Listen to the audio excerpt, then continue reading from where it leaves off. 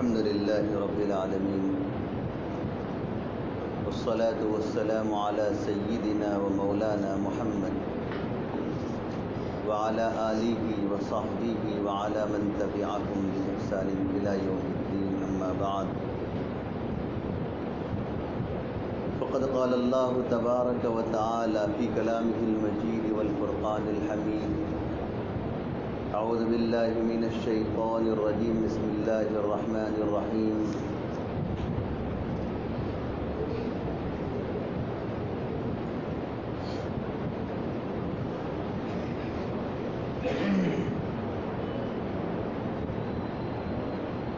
يا أيها الذين آمنوا إذا لقيتم فئة فاثبتوا واذكروا الله كثيرا لعلكم تفلحون وأطيعوا الله ورسوله ولا تنازعوا فتفشلوا وتذهب ريحكم واصبروا إن الله مع الصابرين ولا تكونوا كالذين خرجوا من ديارهم بطرا ورئاء الناس ويصدون عن سبيل الله والله بما يعملون محيط وإذ زين لهم الشيطان أعمالهم وقال لا غالب لكم اليوم من الناس وإني جار لكم فلما تراءت الفئتان نكص على عقبيه وقال إني بريء منكم إني أرى ما لا ترون إني أخاف الله والله شديد العقاب صدق اللہ العظیم۔ بزرگوں اور بھائیوں، سورہ انفال کی چند آیات آپ کے سامنے تلاوت کی ہے 10ویں پارے کی۔ ان آیات میں اللہ تبارک و تعالی نے اسلامی تاریخ میں پیش آنے والے ایک عظیم جہاد اور عظیم غزوے کی چند کڑیوں کا تذکرہ فرمایا۔ غزوہ بدر روئے اسلام پر، روئے زمین پر پیش آنے والا اسلام میں یہ سب سے پہلا غزوہ تھا، سب سے پہلا جہاد تھا۔ وہ جہاد دراصل اسلام اور کفر کے درمیان ایک فرق کرنے والا جہاد تھا، اور نبی کریم صلی اللہ علیہ وسلم نے اس جہاد کے موقع پر بڑے اہتمام کے ساتھ دعائیں فرمائی تھیں۔ اس جہاد کی چند کڑیوں کا یہاں تذکرہ فرمایا ہے۔ اللہ تبارک و تعالی نے اس جہاد میں جانے والے لوگوں کو ہدایت فرمائی اور ایمان والوں سے خطاب فرمایا کہ جب تمہارا کسی لشکر سے مقابلہ ہو، کسی لشکر سے تمہاری مود بھیڑ ہو، تو اس وقت تم کو کون کون سے کام سر انجام دینے ہیں، کون کون سی باتوں کی رعایت کرنی ہے، کون سے کام تم کو انجام دینے ہیں۔ اللہ تبارک و تعالیٰ نے 2 کاموں کی ہدایت فرمائی، ایمان والوں سے اور مسلمانوں سے 2 کاموں کی ہدایت فرمائی، 2 کاموں کی تلقین فرمائی ان کو۔ رہنے دو بھائی، اس کو رہنے دو، سب کا ذہن مت بانٹو، بیٹھ جاؤ۔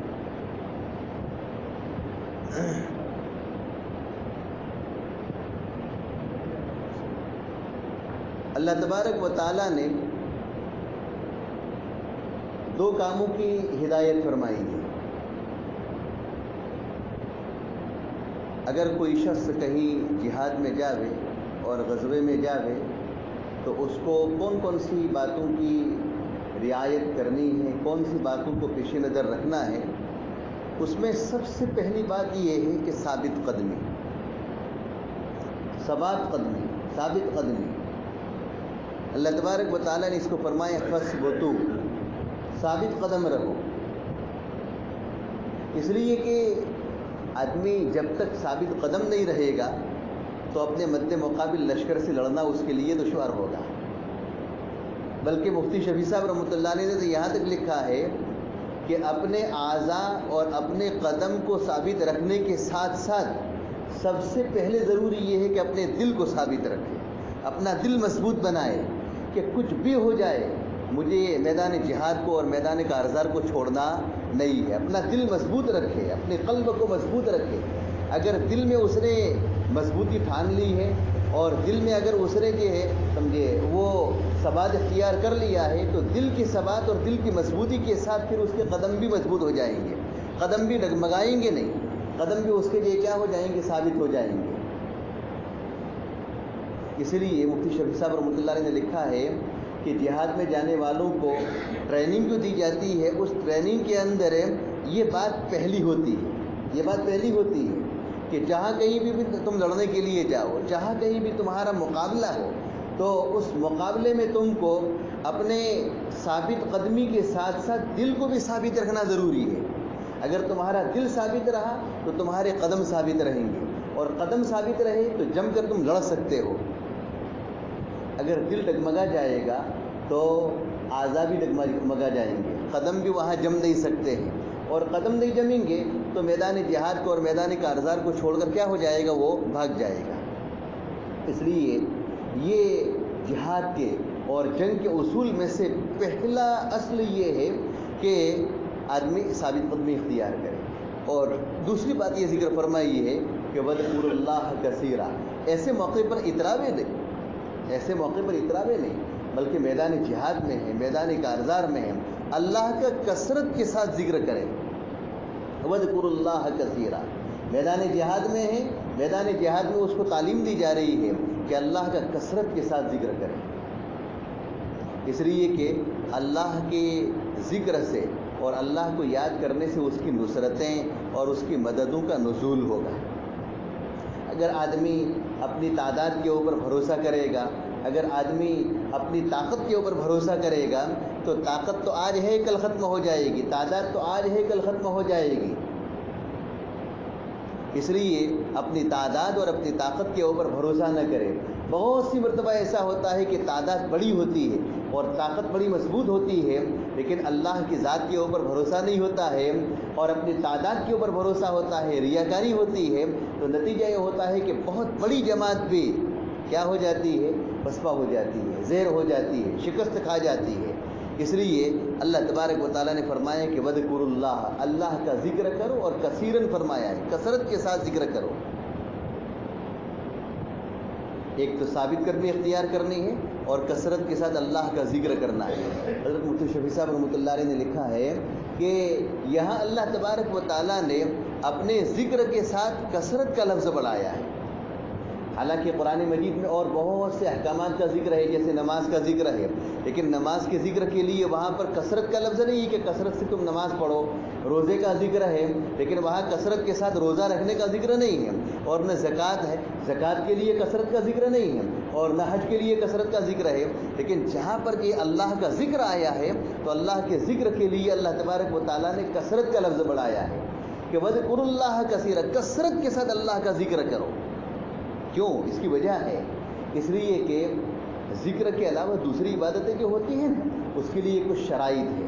جیسے نماز کے لیے شرط ہے, اس کے لیے نماز کے لیے وقت ہے, جگہ کا پاک ہونا, کپڑے کا پاک ہونا, اور اسی طریقے سے وقت کا ہونا, اور بہت سی شرائط ہے. روزے کے لیے رمضان کا مہینہ ہونا, شرائط کا ہونا, یہ سمجھے بہت. اور زکوٰۃ کے لیے اس کے لیے مال کا ہونا اور حولان حول کا ہونا, بہت سی شرطیں ہیں. اور حج کے لیے بھی بہت سی شرطیں ہیں. جتنی بھی عبادتیں دوسری ہیں ان تمام عبادتوں کے لیے کچھ نہ کچھ شرائط ہے, لیکن ذکر کے لیے کوئی شرط نہیں ہے. اس کے لیے کوئی وقت بھی شرط نہیں ہے. رات میں, دن میں, سوتے, اٹھتے, بیٹھتے, چلتے, پھرتے, جاگتے, سمجھے جب بھی اللہ کا ذکر کرنا چاہے ذکر کر سکتا ہے. اور پاکی میں ہو, ناپاکی میں ہو, جس وقت بھی اللہ کا ذکر کرنا چاہے کر سکتا ہے. زمین پر ہو, آسمانوں میں اڑ رہا ہو اور سمندروں میں سفر کر رہا ہو, جس وقت بھی وہ اللہ کا ذکر کرنا چاہے ذکر کر سکتا ہے. دوسری عبادتوں کے لیے یہ بات نہیں ہے. دوسری عبادتوں کے لیے کچھ نہ کچھ شرائط ہے, لیکن ذکر کے لیے کوئی شرط نہیں ہے. اللہ تبارک و تعالیٰ قرآن مجید میں فرماتے ہیں کہ قیاما وقعودا وعلی جنوبہم یتفکرون فی خلق السماوات، کہ اللہ کے نیک بندے وہ ہیں کہ جو کھڑے کھڑے بھی اللہ کا ذکر کرتے ہیں، بیٹھے بیٹھے بھی اللہ کا ذکر کرتے ہیں، اور پہلو کے بل لیٹے لیٹے بھی اللہ کا ذکر کرتے ہیں۔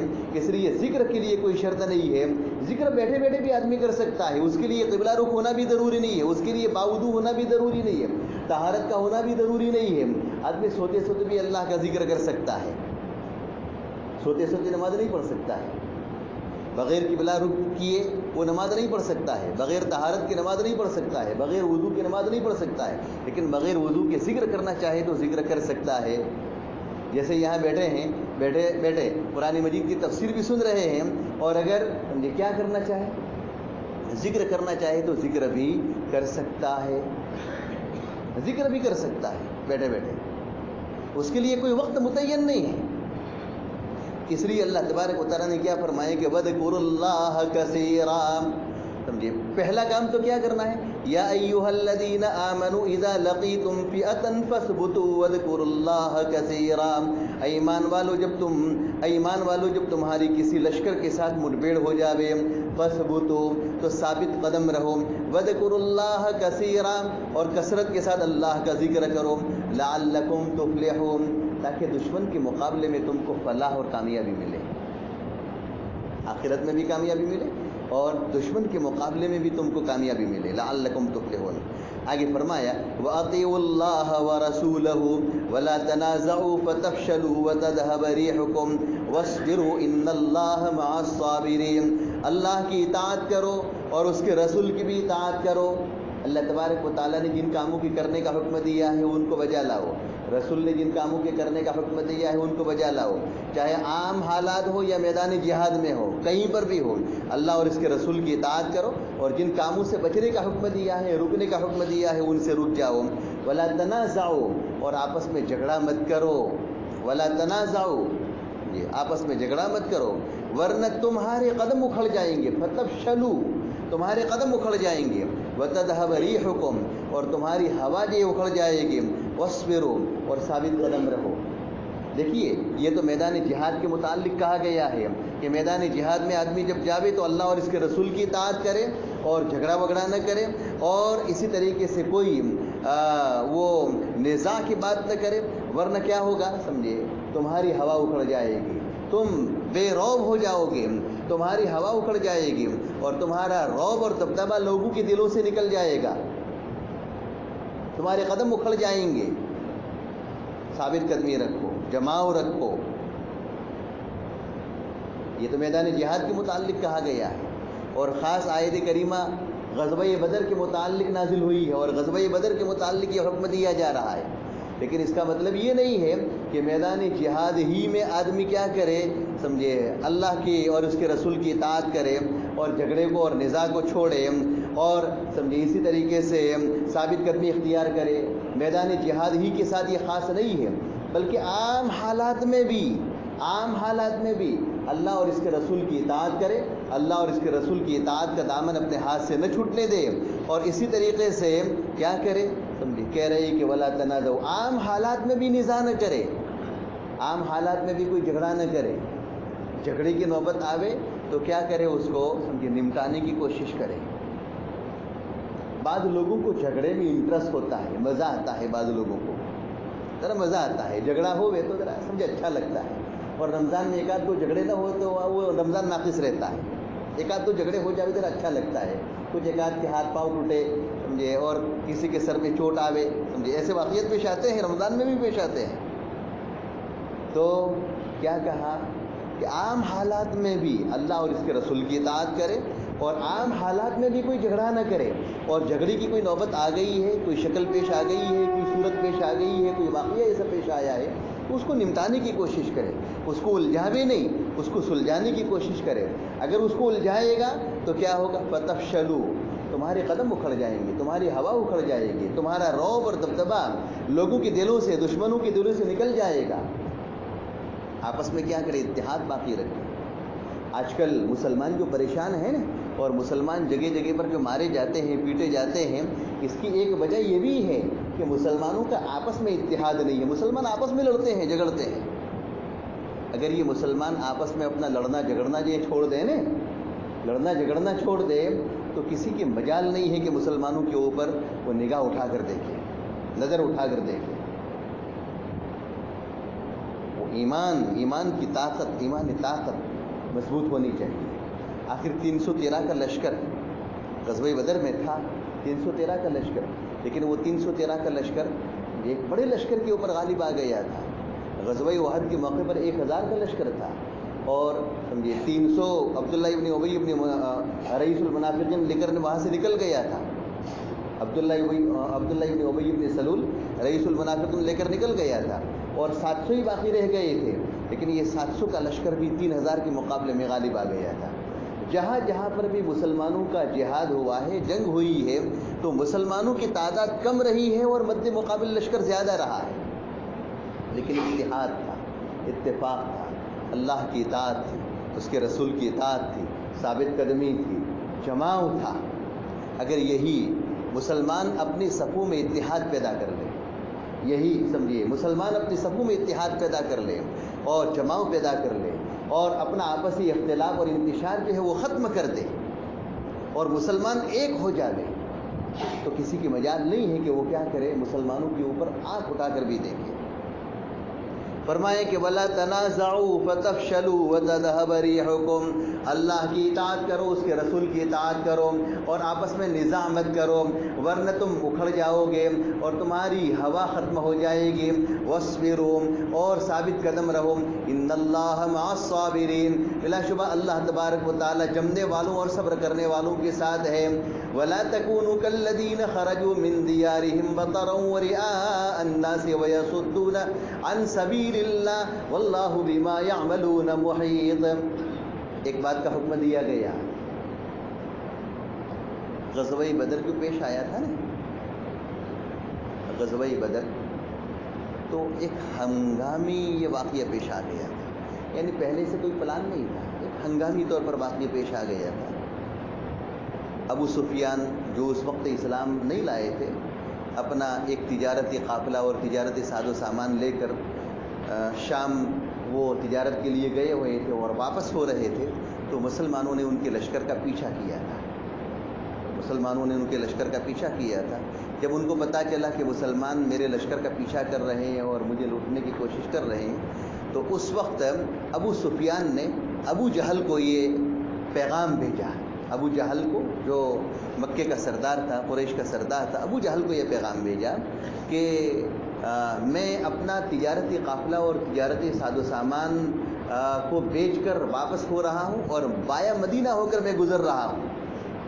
اس لیے کہ مکے سے شام جانے کے لیے راستہ جو نکلتا تھا وہ بایا مدینہ ہو کر نکلتا تھا. بات سمجھ میں آئی؟ مدینے ہو کر نکلتا تھا. تو مدینے کے مسلمانوں نے ابو سفیان کے لشکر کا تعاقب کیا، پیچھا کیا.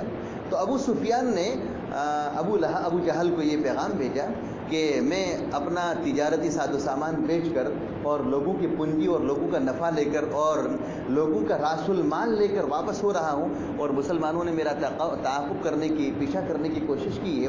تم میری مدد کے لیے آؤ، مسلمانوں کے مقابلے کے لیے اور میری مدد کے لیے تم آؤ. چنانچہ ابو سفیان نے پیغام بھیجا. تو ابو جہل کو بڑا غصہ آیا، اور اسی غصے کے عالم میں ابو جہل نے ایک بڑا لشکر تیار کیا، بڑا لشکر تیار کیا، اور مکے سے وہ بڑا لشکر لے کر مسلمانوں کے مقابلے کے لیے اور ابو سفیان کی مدد کے لیے وہ نکلا. ابو جہل ادھر سے مکے سے ابو جہل نکلا ہے، اور ادھر مدینہ منورہ اور اس کے مضافات میں ابو جہل اپنا لشکر لے کر پہنچتا. اس سے پہلے ابو سفیان اپنا لشکر لے کر وہاں سے نکل چکے تھے، پار ہو چکے تھے. یعنی مدینہ کا جو ہنگامی جو مقابلہ ہونے والا تھا اور مدینہ منورہ کے اندر جو پوزیشن مقابلے کی بنی ہوئی تھی، اس خطرے سے باہر نکل گئے تھے اور بڑی آسانی سے اور بڑے امن کے ساتھ مدینہ کو انہوں نے پار کر لیا تھا. کس نے؟ ابو سفیان نے. ابو سفیان نے جب مدینے کو پار کر لیا اور خطرے کی گھنٹی سے باہر نکل گئے، میری بات سمجھ میں آ رہی ہے؟ ایک خطرے کی گھنٹی سے باہر نکل گئے، تو اس وقت پھر ابو سفیان نے دوبارہ ابو جہل کو پیغام بھیجا کہ میں امن کے ساتھ سکون کے ساتھ بلا کسی الجھاؤ اور بلا کسی جو ہے سمجھے ٹکراؤ کے مدینہ منورہ کو پار کر چکا ہوں، لہذا تم واپس ہو جاؤ، تم کو یہاں آنے کی ضرورت نہیں ہے۔ میری بات سمجھ میں آ رہی ہے کہ تم واپس ہو جاؤ، تم کو یہاں آنے کی ضرورت نہیں ہے۔ یہ پیغام بھیجا ایک آدمی کے ذریعے۔ تو ہونا یہ چاہیے تھا کہ ابو جہل کو کیا ہونا چاہیے، واپس ہو جانا چاہیے تھا، لیکن ابو جہل کی چونکہ ناک کا سوال تھا، ابو جہل کے ناک کا سوال تھا، اور ابو جہل چونکہ مکے کا اور قریش کا سردار تھا اور ایک بڑا لشکر لے کر وہ نکلا تھا، اس لیے ناک کا سوال تھا۔ تو اس نے اس پیغام لے کر آنے والے آدمی کے پیغام کو سنا، لیکن پیغام سن کر واپس ہونے کے بجائے اس نے مدینہ منورہ کا رخ کیا، کہا کہ نہیں، واپس نہیں ہونا ہے، مکے سے میں نکل چکا ہوں، مکے سے نکل چکا ہوں، اور میری تلواریں اگر مسلمانوں کے خون سے اگر نہ رنگی گئی اور میں اپنی تلواروں کو اسی طریقے سے واپس لے کر مکہ المکرمہ میں واپس گیا، تو ایسی صورت میں مکے والے یہ کیا کریں گے، مجھے تانے دیں گے، مجھے طنز کریں گے کہ دیکھو یہ مکے کا سردار ہے اور بڑا آدمی ہے اور لشکر لے کر نکلا تھا، لیکن مقابلہ کیے بغیر واپس آ گیا۔ یہ ناک کا سوال تھا، ناک کا سوال تھا۔ اس لیے سمجھے وہ ابو سفیان کی بات ماننے کے بجائے، ابو سفیان کی بات ماننے کے بجائے مقابلے کے لیے آیا۔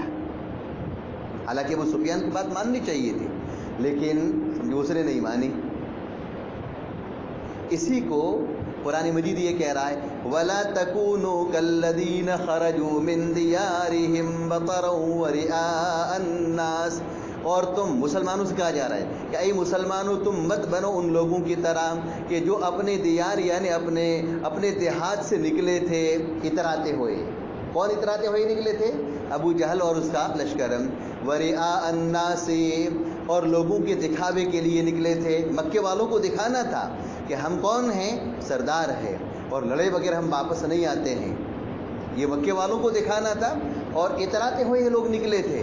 مسلمانوں سے کہا جا رہا ہے کہ اے مسلمانوں تم ان لوگوں کی طرح مت بنو، وَلَا تَكُونُوا كَالَّذِينَ خَرَجُوا مِن دِيَارِهِمْ بَطَرًا وَرِئَاءَ النَّاسِ وَيَصُدُّونَ عَن سَبِيلِ اللَّهِ، اور اے مسلمانوں تم ان لوگوں کی طرح مت بنو کہ جو اپنے دیار یعنی اپنے دیہاتوں سے نکلے تھے، بطرن یعنی اتراتے ہوئے، وَرِئَاءَ النَّاسِ، اور لوگوں کو دکھانے کے لیے، وَيَصُدُّونَ عَن سَبِيلِ اللَّهِ، اور اللہ کے راستے کو روکنے کے لیے، وَاللَّهُ بِمَا يَعْمَلُونَ مُحِيطٌ، اور اللہ تعالیٰ اور اللہ تعالیٰ احاطہ کیے ہوئے ہیں ان باتوں کو کہ جن کو وہ یہ کرتے ہیں، ان باتوں کو، ان کاموں کو جن کو وہ کرتے ہیں، اللہ تعالیٰ احاطہ کیے۔ ابو سفیان کی بات نہیں مانی، اور ابو جہل اپنا لشکر لے کر 70 آدمیوں کا بڑا قافلہ تھا وہ لے کر، اور بلکہ اس سے بھی زیادہ سمجھے بڑا لشکر تھا وہ لے کر آیا، 70 سے بھی زیادہ، 70 تو مارے گئے تھے اور 70 پکڑے گئے تھے، اور بھی لوگ تھے، تو اتنا بڑا لشکر لے کر وہ مدینہ منورہ کے آس پاس آیا، اور جہاں وہ میدان بدر ہے، جہاں بدر کی لڑائی ہوئی ہے، مقام بدر ہے، اور جہاں بدر کی لڑائی ہوئی ہے اس کے آس پاس آ کر اس نے پڑاؤ ڈالا، اور اس نے کہا کہ جب تک مسلمانوں کے ساتھ ہمارا مقابلہ نہیں ہوگا ہم یہاں سے ٹلنے کے نہیں ہیں۔ مسلمانوں نے اس کو دعوت نہیں دی تھی، وہ تو خود مقابلے کے لیے آیا تھا، وہ خود مقابلے کے لیے آیا تھا، چنانچہ اس نے پڑاؤ ڈالا، اور پھر لمبا چوڑا واقعہ ہے، وہاں بارش ہوئی، اور مسلمان جہاں ٹھہرے ہوئے تھے وہاں پر پانی کا انتظام ہو گیا، اور وہاں مٹی جم گئی، اور مسلمانوں کے لیے چلنا پھرنا بہت آسان ہو گیا، اور جہاں پر کفار کا لشکر تھا وہ نشیبی زمین تھی، وہاں پانی بھر گیا، کیچڑ ہو گیا، ان کے لیے چلنا پھرنا دشوار ہو گیا۔ یہ بھی اللہ کی طرف سے ایک عذاب تھا، اللہ کی طرف سے یہ بھی ایک عذاب تھا۔ مسلمان اونچائی پر تھے تو سمجھے جتنا پانی تھا وہ سارا پانی نیچے بہہ گیا، اور وہ زمین سمجھے جو وہ زمین جہاں یہ چلنا پھرنا دشوار تھا تو وہ زمین جم گئی پانی کی وجہ سے، ذرا سمجھے سخت ہو گئی، اور ان کے لیے مسلمانوں کے لیے چلنا پھرنا آسان ہو گیا، اور وہ سارا پانی جو تھا وہ نیچے آ گیا، کفار کے لیے وہاں کیچڑ ہو گیا اور چلنا پھرنا دشوار ہو گیا، ان کے قدم جو ہے سمجھے زمین کے اندر دس جاتے تھے، یہ پوزیشن بن گیا۔ انہوں نے اپنے پاؤں پر خود کلہاڑی ماری، چنانچہ اس جگہ پر ابو جہل نے اور اس کے لشکر نے پڑاؤ ڈالا. مسلمانوں کی جنگ ہوئی، مسلمانوں کی جنگ ہوئی، یہاں تک کہ اس جنگ کے اندر مسلمانوں کا نقصان بہت کم ہوا. اور یہ ابو جہل جو لشکر لے آیا تھا، اس لشکر کے اندر 70 بڑے بڑے سردار، جو قریش کے بڑے بڑے سردار کہلاتے تھے، سورما کہلاتے تھے، ایسے 70 سردار جو کیا ہو گئے، قتل کر دیے گئے اور 70 پکڑے گئے. اور وہاں جو بدر کا کنواں تھا، اس بدر کے کنویں کے اندر وہ جو قتل کیے گئے تھے، ان مقتولین کو، قتل کیے جانے والے لوگوں کو، تمام کو گھسیٹ گھسیٹ کر اس بدر کے کنویں کے اندر ڈال دیا. نبی کریم صلی اللہ علیہ وسلم جہاد ختم ہونے کے بعد پھر بدر کے کنویں پر گئے اور جا کر ان کو خطاب کیا اور کہا کہ کیا اللہ کے وعدے کو تم نے سچ پا لیا؟ میں نے تو اللہ کے وعدے کو سچ پا لیا، میں نے تو اللہ کے وعدے کو سچ پا لیا. اللہ نے جو وعدہ مجھ سے کیا تو وہ وعدہ میں نے سچ پا لیا. اور کیا تم نے اللہ کے وعدے کو سچ پا لیا؟ ایک صحابی نے نبی کریم صلی اللہ علیہ وسلم سے پوچھا کہ اللہ کے رسول، کنویں کے اس کنارے پر کھڑے رہ کر آپ ان کو خطاب کرتے ہیں، پکارتے ہیں، تو کیا یہ لوگ آپ کی بات کو سنتے ہیں؟ تو نبی کریم صلی اللہ علیہ وسلم نے فرمایا کہ تمہارے مقابلے میں یہ زیادہ سننے والے ہیں، تمہارے مقابلے میں یہ زیادہ سننے والے ہیں. البتہ فرق یہ ہے کہ تم سن کر جواب دیتے ہو اور یہ لوگ سن کر جواب نہیں دیتے ہیں، بس اتنا فرق ہے، باقی تمہارے مقابلے میں یہ زیادہ سننے والے ہیں. اور پھر نبی کریم صلی اللہ علیہ وسلم نے جنگ کے اگلے دن، جنگ کے ایک دن پہلے آپ علیہ الصلوۃ والسلام نے کچھ نشاندہیاں فرمائی تھی، کچھ اشارات فرمائے تھے. کہا کہ ابو لہب کی پچھڑنے کی جگہ یہ ہوگی، فلاں کی پچھڑنے کی جگہ یہ ہوگی، فلاں کے پچھڑنے کی جگہ یہ ہوگی. ابو لہب نے ابو جہل کی پچھڑنے کی جگہ یہ ہوگی، اب اور فلاں کی یہ ہوگی، فلاں کی یہ ہوگی، فلاں کی یہ ہوگی، فلاں کی یہ ہوگی. جو نشانیاں کی تھی اور لکڑی کے ذریعے، چھڑی کے ذریعے آپ نے جو نشانیاں فرمائی تھی، اسی جگہ پر وہ شخص جا کر گرا اور اسی جگہ پر وہ قتل کیا گیا. ابو جہل سمجھے جو تھوڑا دور گرا تھا، یہاں تک کہ لڑکتے لڑکتے اسی جگہ پر آیا کہ جس جگہ پر نبی کریم صلی اللہ علیہ وسلم نے نشاندہی کی تھی، اسی جگہ پر وہ جو ہے پچھڑا. سب لوگ وہاں پر سمجھے قتل ہو گئے. آپ علیہ الصلوۃ والسلام نے فرمایا کہ یہ لوگ تمہارے مقابلے میں زیادہ سننے والے ہیں، فرق یہ ہے کہ یہ سن کر جواب نہیں دیتے ہیں اور تم لوگ سن کر جواب دیتے ہو، باقی تمہارے مقابلے میں یہ زیادہ سننے والے ہیں. دیکھیے فرمائے کہ وَإِذْ زَيَّنَ لَهُمُ الشَّيْطَانُ أَعْمَالَهُمْ فَقَالَ لَا غَالِبَ لَكُمُ الْيَوْمَ مِنَ النَّاسِ وَإِنِّي جَارٌ لَكُمْ فَلَمَّا تَرَاءَتِ الْفِئَتَانِ نَكَصَ عَلَىٰ عَقِبَيْهِ وَقَالَ إِنِّي بَرِيءٌ مِّنكُمْ إِنِّي أَرَىٰ مَا لَا تَرَوْنَ إِنِّي أَخَافُ اللَّهَ وَاللَّهُ شَدِيدُ الْعِقَابِ. کفار کا لشکر جب آ رہا تھا نا، تو کفار کے لشکر کو جنگ کے لیے آمادہ کرنے میں بہت بڑا دخل شیطان کا تھا. شیطان نے ان کو ورگلایا. کفار کا لشکر جب تیار ہو کر آ رہا تھا اور میدان جہاد میں اتر رہا تھا، تو تیار کرنے میں اور میدان جہاد میں اتروانے میں سب سے بڑا کردار اور سب سے بڑا دخل کس کا تھا؟ شیطان کا تھا. شیطان سراقہ ابن مالک ابن جوشم کی شکل میں آیا تھا. شیطان کو اللہ تبارک و تعالیٰ نے مختلف شکلوں میں متشکل ہونے کی طاقت عطا فرمائی ہے. تو سراقہ ابن مالک ابن جوشم جو نبی کریم صلی اللہ علیہ وسلم کا پیچھا کر رہا تھا نا، ہجرت کے موقع پر جس نے پیچھا کیا تھا، سراقہ ابن مالک ابن جوشم. تو یہ سراقہ ابن مالک ابن جوشم اس وقت انہوں نے اسلام قبول نہیں کیا تھا، بعد میں اسلام قبول کر لیا تھا، لیکن اس وقت اسلام قبول نہیں کیا تھا غزوہ بدر کے موقع پر. اور وہ قریش میں بڑے آدمی سمجھے جاتے تھے، قریش میں بڑا آدمی سمجھا جاتا تھا وہ. تو یہ سراقہ ابن مالک ابن جوشم، یہ شیطان سراقہ ابن مالک ابن جوشم کی شکل میں آیا اور آ کر کفار سے اور کفار کے سرداروں سے کہنے لگا کہ ارے ڈرتے کیا ہو، ڈرتے کیا ہو، آگے بڑھو، آگے بڑھو، آگے بڑھو، ڈرتے کیا ہو. اس نے وعدے دلائے، 2 وعدے دلائے. اس نے یہ کہا کہ میں وعدہ کرتا ہوں کہ تمہارا لشکر آج مسلمانوں کے اوپر غالب رہے گا. ایک تو وعدہ یہ دلایا تم ہی غالب رہو گے، تمہارا لشکر ہی غالب رہے گا، میں وعدہ کرتا ہوں. ایک تو وعدہ یہ دلایا. اور دوسرا، مسلمانوں کا لشکر جب باہر سے نکل رہا تھا نا، کفار کا لشکر جب وہاں سے نکل رہا تھا، کہاں سے؟ مکے سے، تو کفار کو اپنا ایک دشمن تھا اور ایک قبیلہ تھا، وہ دشمن قبیلہ تھا. یعنی مکے میں جو کفار تھے نا، ان کفار کا بھی ایک دشمن قبیلہ تھا. اس دشمن قبیلے کا ڈر تھا. کیا ڈر تھا؟ کہ اگر ہم لوگ مدینہ منورہ میں جہاد کے لیے اور لڑنے کے لیے نکل گئے، اور مدینہ منورہ میں ہم سب لوگ نکل گئے، تو ہم تو وہاں جائیں گے، لیکن ہمارے چھوٹے بچے اور ہماری عورتیں ساری کہاں رہے گی؟ مکے میں رہے گی. تو ان کو ڈر یہ تھا کہ ہمارا جو دشمن قبیلہ ہے، وہ دشمن قبیلہ کہیں رات کے وقت یا دن کے موقع پر کہیں ہمارے بچوں پر، ہمارے عورتوں پر حملہ نہ کر دیں. یہ خطرہ لاحق ہوا. تو اس موقع سے بھی شیطان نے کہا کہ ارے ڈرنے کی ضرورت نہیں ہے، آگے بڑھو، تمہارا لشکر ہی غالب رہے گا. اور تم کو جس قبیلے سے خوف ہے، خطرہ ہے، اور جس قبیلے سے تم کو یہ اندیشہ ہے کہ وہ تمہارے اوپر کیا کرے گا؟ حملہ کر دے گا، میں وعدہ کرتا ہوں کہ میں، سمجھے، تمہاری بیویوں میں اور تمہاری عورتوں میں، تمہارے بچوں میں تمہارا میں پڑوسی بن کر رہوں گا. وہ لشکر آئے گا مقابلے کے لیے، تب بھی میں نہیں مٹ لوں گا، میں پڑوسی بن کر رہوں گا. جب یہ وعدہ دوسرا دلایا تو اور زیادہ یہ کیا ہو گئے؟ وہ تو تیار ہو گئے. اس لیے کہ فکر کس کی تھی؟ فکر زیادہ کس کی تھی؟ اپنے بیوی بچوں کی فکر تھی کہ کہیں ایسا نہ ہو کہ ہم لوگ ادھر نکل جاوے اور یہ دشمن قبیلہ جو ہے، وہ دشمن قبیلہ ہمارے بیوی بچوں کے اوپر مکے میں حملہ نہ کر دے.